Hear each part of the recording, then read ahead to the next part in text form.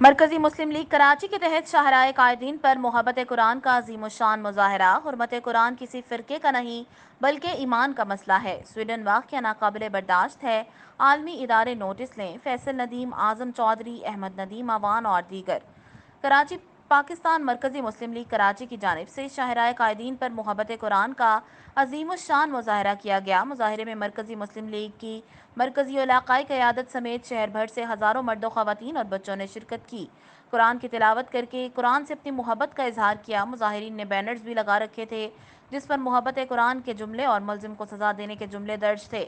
اس موقع پر پاکستان مرکزی مسلم لیگ کراچی کی قیادت نے اعلان کیا کہ جماعت کا ہر کارکن اپنے بچوں کو حافظ قرآن بنا کر قرآن سے محبت کا عملی ثبوت دے گا۔ اس موقع پر میڈیا سے گفتگو کرتے ہوئے پاکستان مرکزی مسلم لیگ کے نائب صدر فیصل ندیم نے کہا کہ حرمت قرآن کا مسئلہ کسی فرقے کا نہیں بلکہ ایمان کا مسئلہ ہے۔